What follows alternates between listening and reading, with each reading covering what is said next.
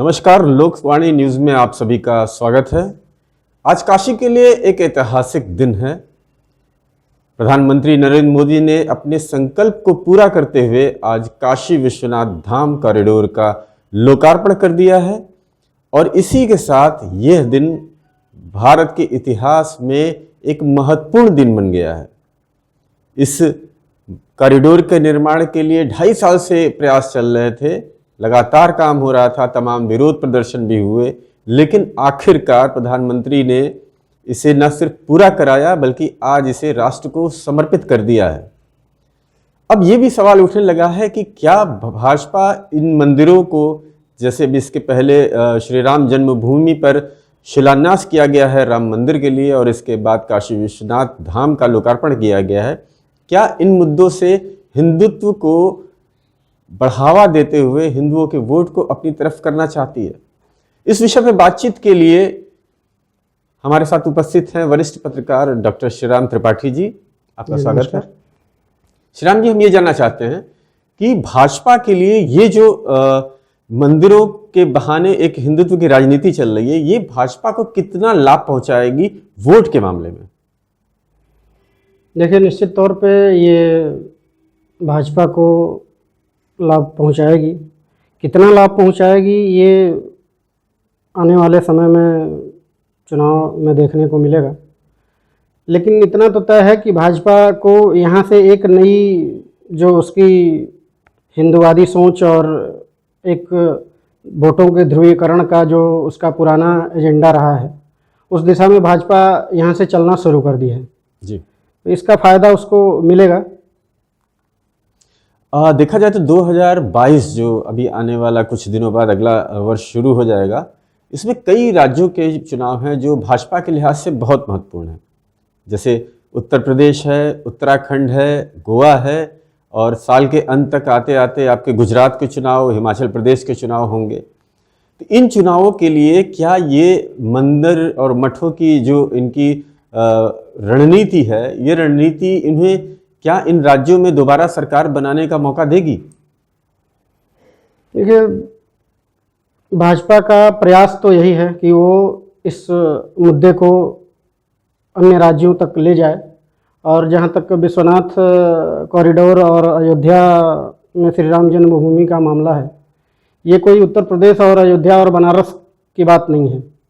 यहाँ से सारे देश और विदेश में सभी जो रहने वाले हिंदू और सनातनी लोग हैं जी, उनके आस्था का एक बड़ा केंद्र है ये दोनों जो केंद्र हैं। तो इसको ज़रूर वो ले जाएंगी और वहाँ के काम, वहाँ की जो राजनीतिक परिस्थितियाँ क्या है, ये भी काफ़ी मायने रखती हैं। जैसे उत्तराखंड में 3 बार मुख्यमंत्री बदला उन्होंने जी, इसका भी उसका असर, उसका दुष्परिणाम हो सकता है देखने को मिले कि 3 बार क्यों बदला। जनता के सामने भी सवाल है और विपक्षी जो मुख्य पार्टी कांग्रेस है उसके सामने भी सवाल है कि वो बार बार इसी मुद्दे को उछाल रही है कि भाजपा को 3 मुख्यमंत्री क्यों बदलने पड़े।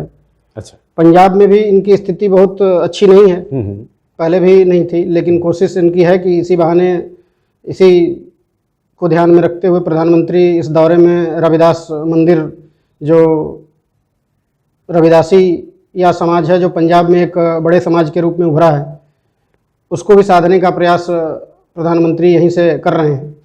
इसका फ़ायदा पंजाब में भी कुछ मिल सकता है, लेकिन कितना फ़ायदा मिलेगा ये आगे और परिस्थितियों पे निर्भर करेंगी।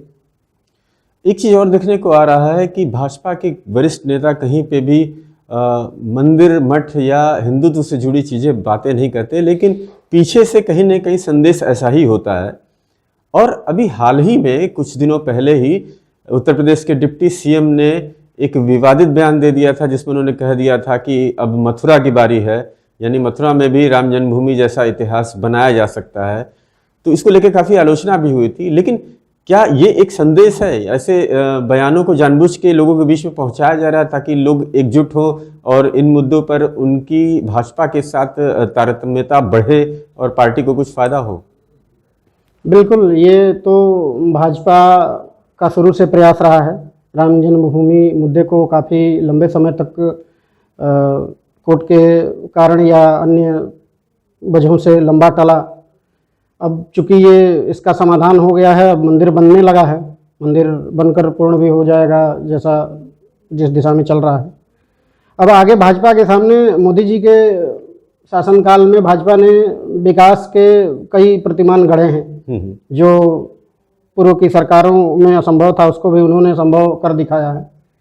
तो भाजपा जानती है कि विकास के मुद्दे को बहुत दूर तक नहीं ले जाया जा सकता, बहुत देर तक लोगों को इससे नहीं जोड़ा जा सकता, इसलिए वो एक और टारगेट अपने लिए लेकर के चल रही है कि मथुरा के बहाने हिंदू वोटों को सहेजने का, उनको एकत्रित करने का एक प्रयास है जो आगे और बढ़ेगा ऐसा लग रहा है।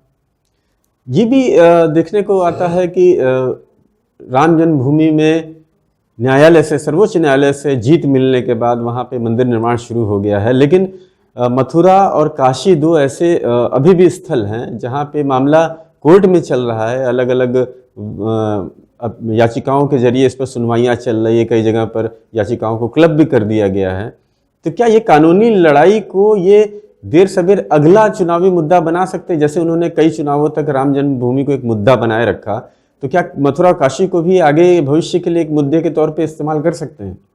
बिल्कुल, ये मथुरा और काशी अब भाजपा के एजेंडे का एक बड़ा मुद्दा बनने वाला है जी, क्योंकि ये जो दो मुद्दे ऐसे हैं जो भाजपा के पुराने नारों में भी ये शामिल रहे हैं कि अयोध्या अभी झांकी है, मथुरा काशी बाकी है।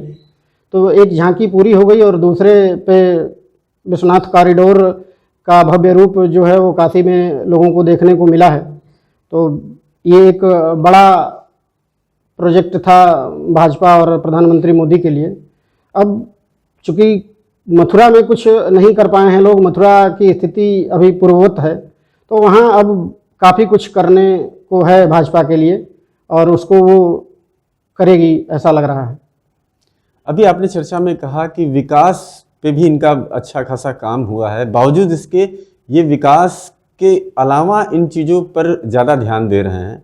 तो क्या वजह है कि विकास को ये क्यों सेकेंडरी लेके चल रहे हैं और भावनात्मक पक्ष को आगे लेके चल रहे हैं, जिससे जो अभी तक टुकड़ों में बटा हुआ हिंदू खेमा था वो एकजुट हो जाए और इनको उसका लाभ मिले? तो क्यों नहीं विकास पे ही बात की जाती है और महंगाई और बेरोजगारी जैसे मुद्दों को दरकिनार किया जाता है? विकास चूंकि इधर विकास को लेकर के उत्तर प्रदेश में खासकर अखिलेश यादव बहुत सी चीज़ों को अपना प्रोजेक्ट बता रहे हैं। तो भाजपा के लिए ये एक दुविधा जैसी स्थिति है कि वो हर चीज़ को अपना प्रोजेक्ट बता रहे हैं। तो विकास भले शिलान्यास अखिलेश यादव ने किया हो, लेकिन सारे उनके कामों को योगी और प्रधानमंत्री मोदी के नेतृत्व में ही ज़्यादातर काम पूरे हुए हैं। जैसे अभी सरजू नहर परियोजना जो काफ़ी लगभग 35-40 साल से लटकी पड़ी थी, जिसके खर्च में 100 गुने की बढ़ोतरी हुई है बनाने में, तो वो एक बड़ा मुद्दा है। लेकिन उसको भाजपा नहीं लेकर के चलना चाह रही है कि उसको ज़्यादा लोगों को नहीं जोड़ा जा सकता। हर विकास का एक क्षेत्र विशेष से मतलब होता है, लेकिन ये जो मंदिर का जो मुद्दा है ये लोगों की आस्था और उसके विश्वास से जुड़ा मामला है। इसको किसी भी क्षेत्र, चाहे पूर्व पश्चिम उत्तर दक्षिण, किसी भी राज्य को इससे जोड़ा जा सकता है, जोड़ने में आसानी होती है इससे।